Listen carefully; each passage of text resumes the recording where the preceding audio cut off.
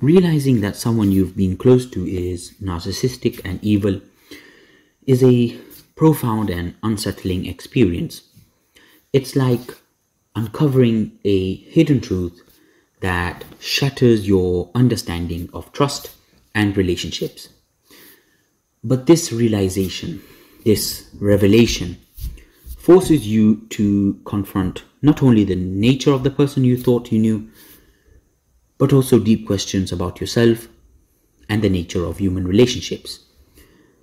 When you first realize that someone you trusted is narcissistic, it's like the world suddenly shifts.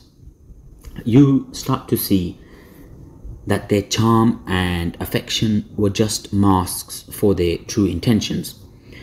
As the philosopher Friedrich Nietzsche observed, sometimes people don't want to hear the truth because they don't want their illusions destroyed. In this case, your illusion of a loving, supportive friend is now shattered, leaving you with the raw, uncomfortable truth. This truth can be painful, of course, and you begin to see that the person's interest in you was never actually genuine. They were not interested in your well-being, but in manipulating you for their own gain. And this realization is like seeing behind the curtain of a magician's trick. What once seemed magical now appears deceitful and, of course, hollow. And the pain of discovering that someone close to you is evil goes beyond just feeling hurt. It's a deep sense of betrayal, of course. Jean-Paul Sartre once said, "Hell is other people." And this idea here, that hell is other people, resonates strongly here. The person you thought was a friend turned out to be a source of torment. This betrayal can feel like a personal hell, where the very people you trusted becomes the architects of your suffering. And this pain is compounded by the feeling that you should have known better. You may question your own judgment and wonder how you missed the signs.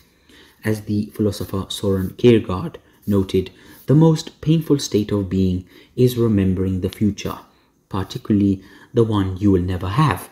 End quote. You mourn not only the relationship that was, but also the future you envisioned with this person.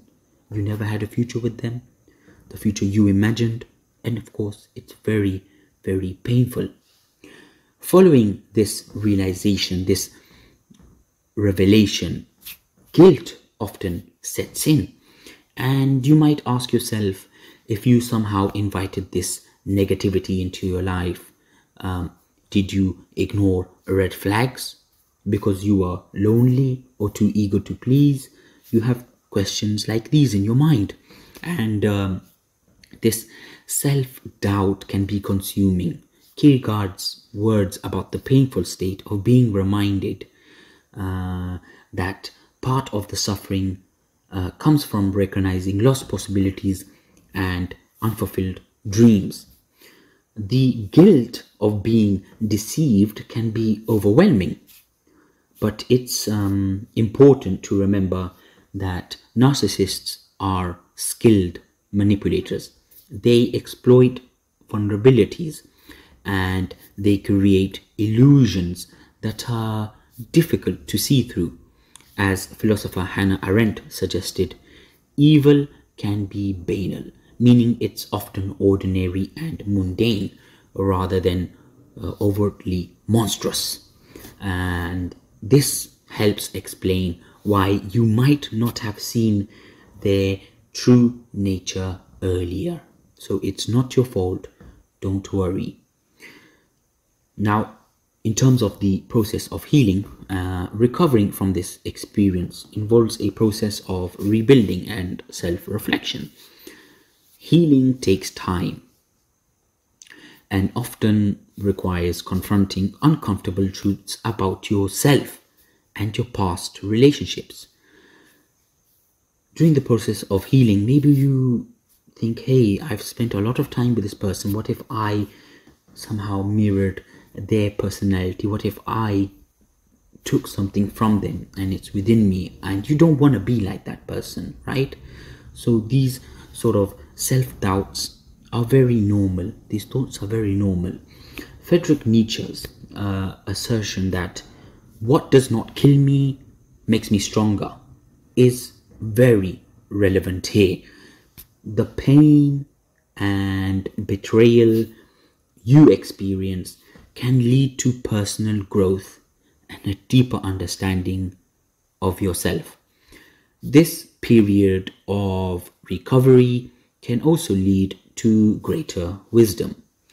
You learn to recognize red flags and become more cautious about who you trust.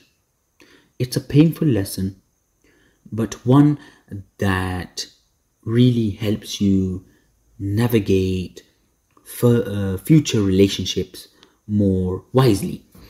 And even though this experience is deeply painful, it also offers an opportunity for philosophical reflection on the nature of human relationships. It challenges you to reconsider what trust and friendship truly mean.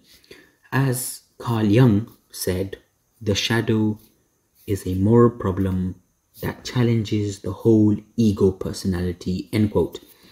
Encountering a narcissistic person forces you to face your own vulnerabilities and understand how they were exploited. In the end, this experience, while deeply distressing, can lead to a greater understanding of yourself and others. It may change your perspective on relationships and trust, making you, of course, more resilient and aware. Realizing that someone close to you is narcissistic and evil is a jarring and painful experience. It challenges your understanding of trust and forces you to confront deep questions about yourself and human nature. However, through this process, you also gain greater insight and strength. As you navigate this difficult journey, remember that even the harshest truths can lead to profound personal growth and a deeper understanding of the world. Thank you.